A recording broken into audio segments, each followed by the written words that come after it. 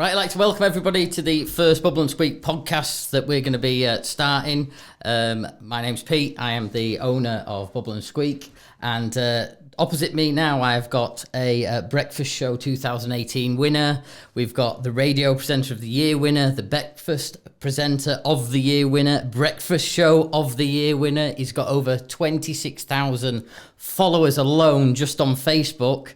Personal friend of mine, absolute legend of the Breakfast Show on Pulse. It is Danny Mylo. How are you doing? I'm all right. I've never had an introduction like that before. Thank you. It's normally me doing introductions for like guests that we have on our show, so I'm nervous to be a guest. It's a bit weird, isn't it? I love it. No. Role reversal. Yeah, thank you very much. So we've had, you missed an award off there, by the way. Which one? Which one have I missed? Cock of the Year. Oh, yes. 2015. Oh, yes, that is massive. Everyone always misses that. Anyway, so then, thank you for coming on. Thank you for giving up your time. It's great to have you here with us for our first ever, like I said, podcast that we're doing. Yeah. Basically got you on the show because you are a local celebrity DJ. Local celebrity DJ, good morning. Yeah. Absolutely not. I'm a twat from Castleford that loves what he does for a living. Well, that's basically why we've got you on, just to give the people of our area in the Five Towns and Wakefield area basically a bit more information about you, what you do, how you got into it, and take everything from there. So my first question is to you, what did you want to become a radio presenter for? What instigated it?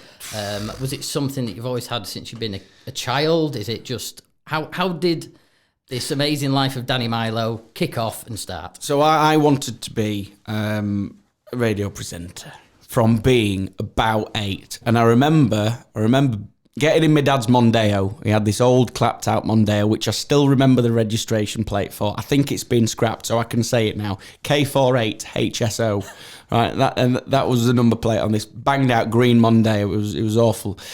And we were going to the White Rose Shopping Centre. Oh, nice. And I remember he had, at the time, Air FM on in the car. And I'm only 8, so I didn't really know much about radio, but I'm thinking... And the guy who was talking, he made me laugh. And I'm like, I'm in this car. I'm thinking, oh, hang on. How is someone that's not here speaking to me? And it's connected with me to a point where I've had a giggle. I thought, oh, that's quite funny, is that? So obviously I do my digging and I'm thinking, what is this? I'm asking my dad, oh, what's this? Because it's coming out of these speakers and radio. And then he's kind of explaining it. And he none of my family have ever done any radio or any kind of entertainment jobs or whatever. So he's explaining that, and then I go off and I start doing my own little radio shows at home. I get me 2 CD players and I'm playing one song, and then I'm trying to tape jingles off the radio so I could play them as my own jingles. I think everybody did that. Yeah. Top 40 recording. All that, yeah, exactly. And so I was doing my own radio shows, and then I got bought a DJing, like twin tape CD player thingamajig. Yep. Did my sister's birthday party. She was 10. No, I was 10. She was 6. And I did that. That was my first gig, which I got paid £5 and a box of chocolates for. Oh, nice.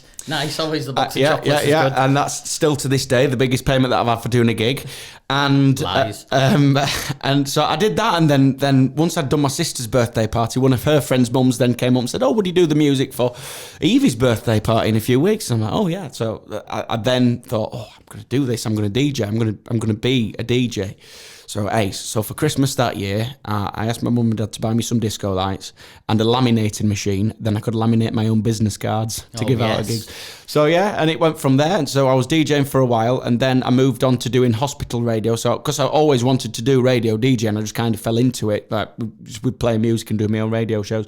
And then I started doing hospital radio, community radio, where bless them, my mum and dad, they'd take me to these studios like 25 minutes away from home when I couldn't drive. I'm 13, 14 at this point. You've never been like me in the such that you love sport. I mean, my mum and dad used to take me everywhere to go and play rugby or football, anything, cricket, anything like that, take you everywhere. So basically it's just the same thing but on a different format with your radio, just take you everywhere. I've just never been bothered with sport. I like rugby now. I like watching rugby. All right, Castleford Tigers. However, sport, my mum and dad drive me. They took me to football games. They took me to taekwondo. Oh, wow. Yeah, Can't see you doing that, mate. Toilet them all. And I was just like, not enjoying it. And then when they obviously saw that I enjoyed doing radio and bits. They said, "Oh, do you know what? It's only like taking him to football." So, yeah, they took us to that, and then I was doing shows on hospital radio, and then from there I went and kind of did demos, recording stuff, and just being on my. Where did you go first then? What was the thing? Was it the hospital radio doing? Or was it a demo, or somebody heard you? And what was your first major like sign for a radio station? Who was it with, or what were you doing? Were you covering? Morley FM. Which Morley was FM. a community radio station, yeah. It was done from a Woodkirk High School. They had a studio there, and I remember going to a meeting in a fire station about it. It was a community-run thing, so there were no wages, no nothing, and you just went. But you didn't. I didn't care where I was. Just I was behind a microphone, I was on the air, and I was just getting my practice in, and then being able to make demos of me on the radio to send to the big radio stations. Yeah. You need a microphone in front of you to be able to do that. So yeah, I did that, and then I started helping out back on when I was 15 on Hursty's Daily Dose, back when that was Galaxy days. Yeah, remember that well. Before that changed to Capital, and yeah, they got me in because they read an article in the paper which I'd done. Because I got in the Pontefract and Castleford Express for being the UK's youngest DJ, and Hursty's producer James called me, got my number from the paper, and said, "Look, you sound like a mini Hursty. Do you want to come in and watch and have a look on sitting on the show and stuff like that?" So I went in, and obviously I'm thinking I'm going to a proper radio station here. This is massive. This is amazing. This is great. So I took like sweets and modelling balloons to try and woo them, to see if I could get a job. Modelling balloons, really? Yeah, made them all dogs. Oh, get in. And yeah, so I'm there in Galaxy, and I just, when you just kind of click with someone, and I kept going back, and I was just like ankle biting, saying, "Can I have a job? Can I have a job? Can I have a job?" And so I kept going back to help out, and it turns out that one of the assistant producers at Galaxy, Scott, when he was ill, I could do that job because I'd sat and watched him for that long. I knew what he did, which he was just like editing a national version of the show to go out on DAB National. It's all changed now, but it was that job that I could do, and then they rang me. So I bunked off college at 16. As you do. As you do, because I'm like, Mum, they're letting me do this. It was too big an opportunity to miss, basically. Yeah. And my mum and dad, they were concerned because I left college. I did a year at college, but then left to work at Galaxy full time. What were you doing at college? Anything to do with the radio or media or anything like that, or was it just one of those that you just drop in? Some crap. Somebody just. I did media, and I'd never tell anyone not to do well at school and at college, but because I knew what I wanted to do, and I just wanted to work on the radio, and I'd been around that many different people who said that actually, you know, as long as you can do it, you'll get on the air. And I just weren't bothered. I was just bored. I was bored in school. I was bored because I knew that sat in front of a wasn't going to get you where you needed to be. No, sat in front of a book. It's not going to. No, it's like me. I'm not in for that much of like the educational thing. I like a challenge. I like something a bit different. I like to influence what I'm doing, and the best thing that I know in doing that is by doing it myself. Physically going out and doing it and exactly. setting myself a challenge. You've got to, and you're setting yourself up with these challenges as opposed to doing the challenges that somebody's setting you. It's in a curriculum. You know what I mean? Exactly. Yeah. Right then. So from there, so you're on Galaxy at the time, and then where was your first actual paid proper show where you were getting your show fee and everything that you were going in and doing day in, day out? Did you have one, or did you go on to weekends or evenings, or was it just... I went to a radio station in Huddersfield called Pennine FM. Oh, it's nice. Shut now. I shut it. Oh, you were Wasn't that my good? fault, before you ask. No, it's shut. But I did weekends. I got paid. I got offered a weekend show, so I did Friday and Saturday nights, called the Friday Night Dance Party.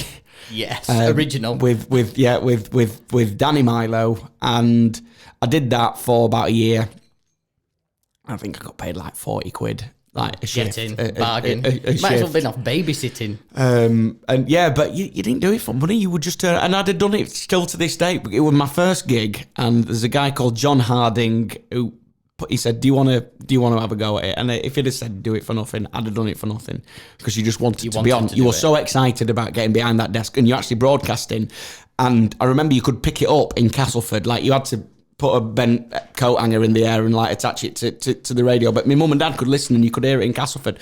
And for me, like, obviously no one from where I lived would listen to that station. It wasn't a thing. It aimed for Huddersfield. Like, the fact that it even reached there was a bit bizarre. And my mum and dad listening, and then there was this pride in me that I'm like, hang on, I'm actually on a radio station where people can listen, because for so long I'd done it to myself and to Jean, who's on Ward 3 at Dewsbury Hospital, with gout. She can't listen. And my mum and dad, obviously, they never heard it. And then, I was quite proud of that. That was good, yeah, definitely. I went there. I would have been as well. Yeah. So after you did Pennine FM, shut that. Yeah. Where did you go from there? Where was your next big break? Where was the Radio Air? There. Yeah, I went to Air, and I remember getting the phone call because Air was much of a bigger station than what Pennine was. And obviously at Pennine, it was like a playground to me, because I didn't really have any management telling me what I can and can't do. So I was just messing around, and I was doing these stupid games on the air. No one rang in. No one listened. Well, I remember. You must have had some listeners. Yeah, we had a few, but the weirdos, ones that'll turn up. Probably more than one of the three you've got now. Yeah. And we, I remember being in Ursty's studio, and I'd sent some demos to Radio Air, because I became good friends with Simon as he was then. Now, Stephanie, obviously, is still one of my best mates. But I remember being in Simon's studio. I was 19, and the boss at Radio Air rang me and said, "Look, we've got a couple of cover shifts coming up over Christmas. Do you want to do them?" And I'm like buzzing at this point, thinking this is wicked. Leeds, everyone can hear me on this transmitter. This all friends and everybody. Everyone boost everything. And again, that sense of pride, thinking, Pete, this is quite a big do, is this? And I just thought, how have I got here? How am I here?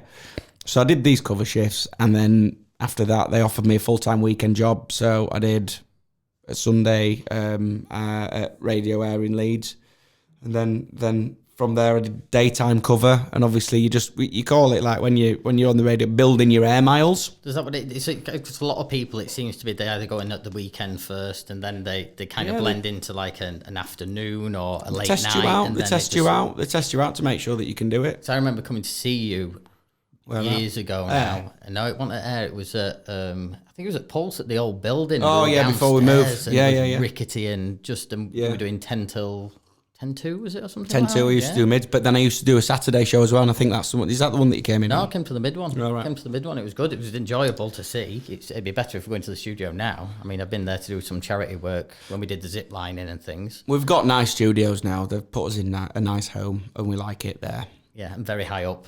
Very high up, which is nice. I can see the Pizza Hut sign every day from my window. Good lunch. Yeah, buffet. Right. So when I met you and everything, so you were then, obviously we just discussed that you were on mids. I came and see you were on mid mornings and everything. I went from Radio Air to Pulse. So doing weekends on Radio Air, doing daytime cover on Radio Air, and then they stopped using me for daytime cover on Radio Air because I think they must have thought I were a bit crap. So I then got offered a mids job on the Pulse at the time.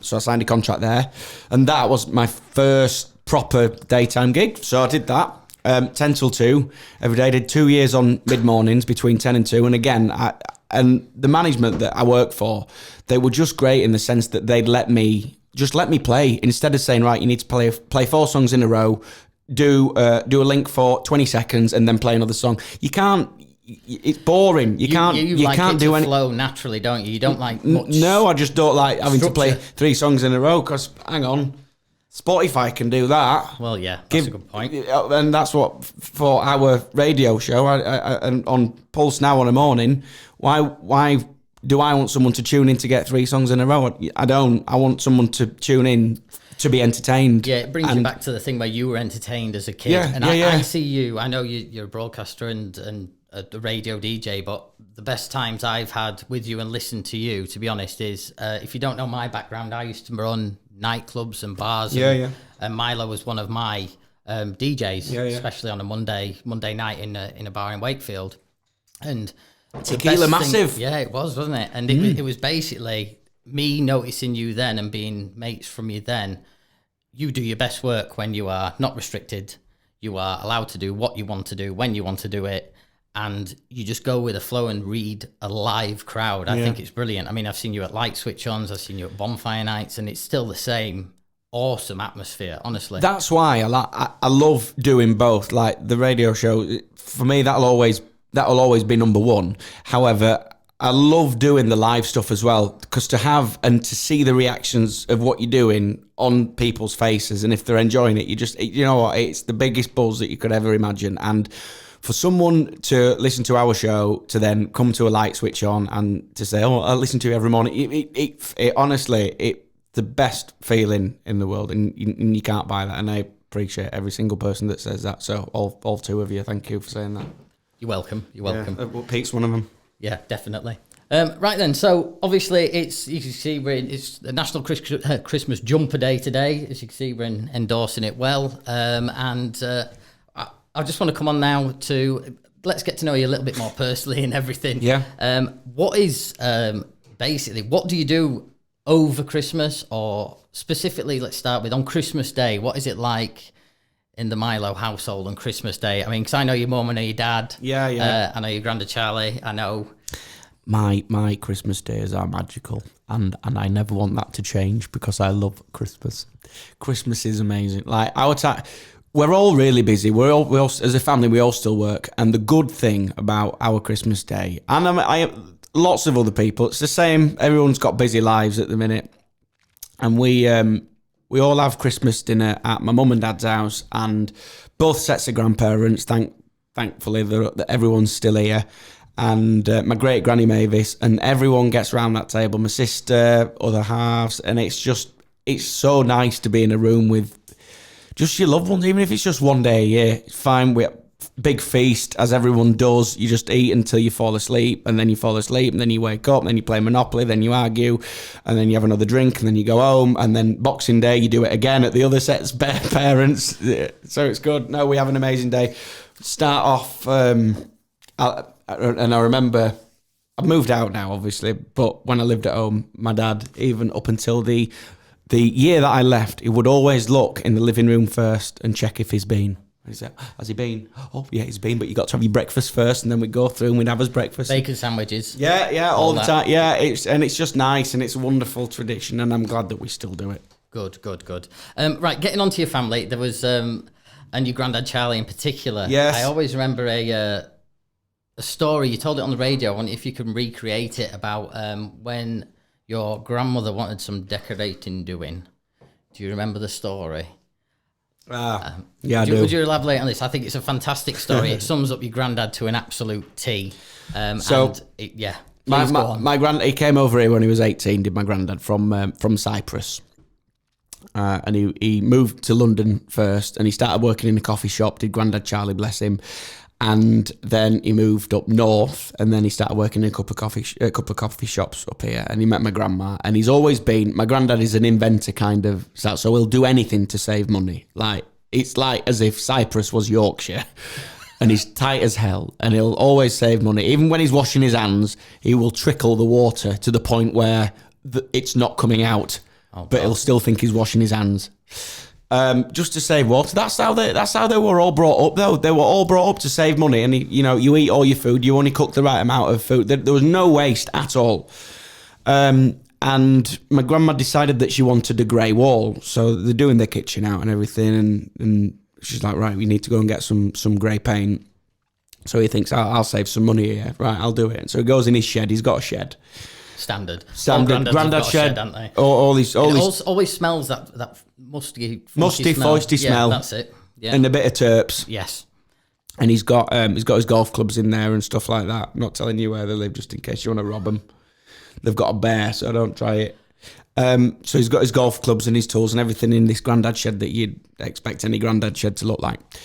And he goes in his shed and sees that he's got some black paint and some white paint. Well, that makes grey, doesn't it? Granny Ann wants grey. So he mixes these two paints together in order to save 20 quid on Dulux. And he mixes these in his bucket or whatever, and he thinks, that's a good enough grey as that. That's a good mix. Anyway, so he starts painting this wall. Fine. They go to bed, and then when he woke up, the paint separated. So the paint separated. So on this wall, it's the black had just, I don't know whether it was some different kind of gloss or whatever it was. So he put gloss and probably emulsion together or something daft to like make that. it grey, and the gloss just like seeped out and dripped down the wall, and it was like something that you'd see in a haunted house at Halloween. It was fantastic. So then it was more of a job, and it cost more money to repaint over the damage that he'd done, and because they both dried, and then he had to go and actually buy the proper paint. And to this day, I think she just put a painting up in a big canvas painting to cover it because it were a mess. So that's bless him. That's Grandad Charlie, bless him, and he's still with us, and he's still making red wine. I went round to his last week, and I'm just saying he's got a little. Like grapevine thing going on because he thought, oh, do you know what? I'm going to, round my shed, I'm going to grow grapes naturally. So he grows these grapes, harvests these grapes, and has a few. So he thinks I'm going to make wine out of these. So he's made wine. As you do. Oh, it's vile. Rammy. He was bottling it up. He's stood there with this big decanter thing, and he's got, I don't know whether that's the right word for it, whatever makes booze. And he's got these pipe coming out of it. Yeah. And he's like filling it up. He's sterilised all the bottles and everything, and then he's putting his red wine into these bottles. And he says, "Oh, do you want to try it?" And I'm like, "Absolutely, yes, tried it." And you know when your face turns inside out, right? One of them. I said, "Oh, it's lovely. Is that, Grandad? It's lovely. It's lovely." You know what you're getting for Christmas, don't you? Yeah, not that. Not that. Honestly, it were rammy. I said to my grandma when I went through, because she don't drink it. She won't drink it. She won't drink it. That toilet. She does. She cleans bogs with it. Removes lime scale. New Sif. Right then, so thank you for those stories. He's an absolute legend. Love your Grandad. He's ace. And he was on Dragon's Den once. Oh, once? What? Hopefully not with his wine. No, he didn't. No, not with his wine. Or his he went painting on. Skills. He made something for fishing. He's bonkers. He did it in his shed, and he made this fishing rod mover. So you know people that go line fishing like on big poles, right? And they have to adjust like their whatever they've got in the ground, right? And he's never pushed before, and he created this device, which is like a remote control thing where it moved your rods ever so slightly, which is what they wanted anyway. They were all out, the dragons. No investment. Oh, yeah, gone. No investment. And then he came out and he just said, "Well, what a waste of time that was. Wish I'd have never have bothered." You got to love a Grandad, haven't you? You got to love a Grandad. Right then, so thank you for that. Fantastic. Right, so with Christmas obviously being up, we know you've been stacked with light switch-ons. You've been here, there, and everywhere. Outside the radio, we know that you DJ in a few venues and things. What is the plan for Christmas then, over the Christmas period and New Year period? Where are you? What are you up to? November's busy for us. We do all those light switch-ons in November, which are ace. We love every single one of them. And in December, it's quieting down a little bit, which is good because it's nice to have a little bit of Christmas shopping time and all that stuff. But then you forget about the stuff that you've arranged with your mates, saying, "Oh, actually, you know what? Yeah, I can't. Yeah, I'll do a drink. Do you want to do some beers just before Christmas? Do you want to do some?" And then when it gets to that day, you think, "Oh, no, I'm too tired now. I don't want to do that anymore." But then you still go. So yeah, we're a little bit quieter in December, but you're just trying to do as many catch-ups with friends as you can just before Christmas Day. So where are you working then over Christmas and New Year? Where's your main place that you DJ? We're on air. We're not taking a week off until January, so we're doing main days. So we're going to be on Christmas 23rd, 24th. We're on the radio then, and then we're going to take the Wednesday, Thursday, Friday off, and Saturday, Sunday off. DJing in Ponte Carlo at Big Fellas. Got a couple of sets down there. I'm doing Boxing Day and New Year's Eve there, and then week after, we're kind of back to it straight away. But then we've got a week off in February, which we're going to do January, get January over and done with. And then we're you usually go away with your co-presenter, don't you? That's Rosie Madison. Yeah, Rosie. Well, she's going skiing this time. Aren't you going with her this time? I'm not going skiing this time. Normally we try and get an holiday together, but she's going to Canada skiing with her other half, Matt. She's getting paid a lot, isn't she? Yeah, more than me now. And me and Charlotte are going to Blackpool for the week. Fantastic. Well, we're going to Cape. No, we're going somewhere with some sun. Right, I don't blame you. To be fair, not Canada.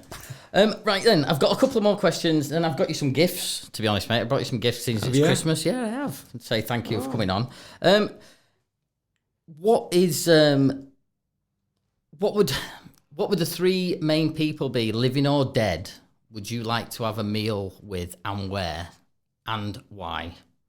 So 3 people, any people, they could be influential people or anything that has been around, who you aspire to or you take advice from. You could have a meal with 3 people. Who would they be? Why would you do it? And which restaurant would you go to? I'm going to do, I'm just going to give you one, the main one, because I don't want this to be diluted with everyone else. Right? And do you want a living and a dead? Yeah, go on then. Okay, so living, Philip Schofield. Yeah. I love him. He's just amazing. I love to watch him, and I just think he's got, and I know there's been some rubbish in papers about him recently, but he's been someone that I grew up with him on kids' TV. I just love his presenting style. I just think he's great, and he just knows how to connect with an audience. And when he's on that, have you seen the how to spend it well at Christmas? Yes. He's fantastic on that, and he gets his wife involved, and he just looks like a really lovely man that I'd love to sit next to on a train and just chew his ear off for 3 hours and just ask him about his life, just because he's just been that busy. He's done everything. He's hosted all your big Saturday night shows on telly. He's hosted every show I think ITV has got to offer apart from I'm a Celebrity. So I'd just love to sit down with him and just ask him about his life. So I'm just interested. And then dead, Freddie Mercury.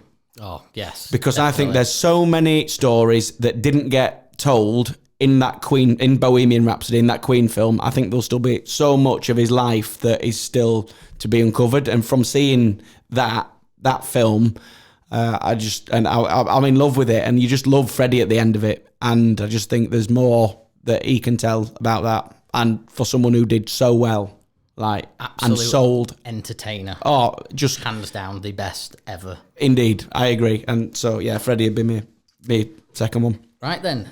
Fantastic, thank you. Next other bit is Christmas dinner then, and it's Christmas dinner. Yeah. Do you have Yorkshire puddings with your Christmas dinner? Yeah. Yeah, standard. And we have mushy peas. Mushy peas. Mushy peas. That's a new one. There you mushy go. peas. We have mushy peas, but we always have. And my Granny Anne, she always used to make gravy, and she had onions. She used to put big full onions in the gravy. And everyone used to have an onion. And one Christmas, there weren't enough onions for everyone. And my dad and my uncle Stephen, they started arguing over the onions. So she threw all of the onions in the bin on that day. And she said, right, well, none of you having onions then. So she threw them all in the bin because they were arguing over it. And because they were fighting over the onions. So now the ongoing gag at Christmas dinner is don't mention the onions. Don't mention the onions. Every single year, don't mention the onions. onions. You get a text message from me Christmas Day. Don't mention the onions. Yeah, onions. Don't ask. Don't mention them, or else your gravy will be thrown in the bin and you'll eat it dry. Right then, another one is what are you wanting for Christmas this year? What's the big man going to bring you? What have you asked for? What have you asked for your other half or your mum? You don't know. And really? I'm so bad to buy for. Right, one of these? Yeah, I'll have 2 of them, yeah. I'm so bad to buy for, right? It's hard when you've got everything in it, right? The thing is though, right, you work hard. Yeah. And if you work hard and you see something that you want and you think, oh, do you know what? I fancy a new telly. You get a new telly if you want one. Yeah. And I'm lucky enough, I haven't got kids, so I haven't got an income which has to go on that kids, on the kids. So I think, you know what, I'll get a telly if I want one. And when it gets to Christmas, I feel like I'm letting everyone down because everyone asks me, so what do you want for Christmas? I say, well, I don't know. I don't need it. But do you know what I'd like? I just like something which is, you know, where you can just relax, like a spa breakaway. Love a good massage. Oh, I'll have one of them. Somewhere where you can remove yourself from your normal routine and you can just have someone, hopefully a little bit fit, rub your back. Well, there you go, Charlotte. That's what you got to do. Now you know what you need to buy him. Right then. So, obviously, coming to the end of it, thank you very much for your time that you spent with us. I've got you a few gifts. So, I've got you this posh one first. So darling, thank you very much. Oh, wow. It's like, am I allowed to open these now, or are these waiting? Yeah, go for it. We're filming it, so yeah, have a look, have a gander. It's a nice one, that. Put the effort in with that one. Yeah, I love this wine. Thank you, love. No, this is wonderful. Thank you. So what? I feel bad I've not bought you a present. Oh, don't worry about it.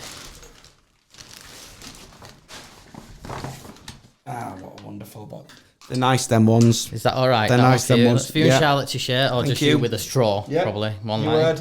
And what's the second thing? And then I've got you these other two things that we have. Obviously, at Bubble and Squeak, we've just launched our new range of spot and stain remover. By the way, everyone, if you carpet cleaning, any sort of upholstery cleaning, seriously, ring Pete, because you made the difference that you made on my mum's carpet, right? I went round before and after, and it was me that kind of made the mess and made it grubby. But look, I don't know what machines you use, or I don't know whether you massage the carpet with your hands to get the stains out, but the before and afters are absolutely incredible on your carpets. Thank you very much. Because I see all the videos on Facebook as well. So I've got you a non-toxic professional stain remover. Thank you. There you go. So that's blot on and blot off. Blot on and blot off. Endorsed by Danny Mylo, look. And also, the labels haven't been finished on this yet, but this is our world famous, because when you always come to my house, you go, it smells lovely in here, what do you use? And so I brought you some of our deodorizer. Is that all right? So where does this go then? We'll do it. It goes on any fabric material, anything fabric, mate, nice and smelly. You have to open it up, mate. Oh, yeah. That's what she said. Whee. Is that all right, nice and fresh? Do you like that? There you go. There's some... Use it as an aftershave. Oh, I won't go that far. Right. I best not get too drunk on this and then go on to these. No, definitely not. There you go. Hang on. No, the label's bad. You don't have to show that one up. The label's bad then, but that's what it looks like spraying. Oh, God. All over his camera. Fantastic. We're getting told off now. Right then, mate. So thank you very much for your time. Thank you. And everyone, Bubble and Squeak, if you do, well, we're on about this carpet cleaning, right? That obviously that's Pete's thing, and he's very good at it, and he does a very good job at it. They've launched a new website, which, by the way, looks very good, and it's very swanky. So is it bubbleandsqueak.co.uk? Yeah. There you go. Or Google it, Bubble and Squeak carpet cleaning, and then top results I went on, and it's very swanky. Lots of someone's doing all right. Yeah, we're doing our best. So with our first podcast coming to the end, thank you very much for your time. I hope you have a great Christmas. No, and you, and thank you for having me on. Thank you for the guys here as well at Get Your Media, for Josh and Leanne for giving us the opportunity to come and use their studio. And also thank you to all our clients that have been over this Christmas period, and thank you to Diddy and Scott. So all it leaves me to say is thank you for listening. Hope you have a fantastic Christmas, all of you out there. Thank you for listening to this. Thank you to Danny Mylo. Shall we go for a Christmas drink now? We can do now. Come on then. Thank you very much. Have a good one. Thank you. Bye.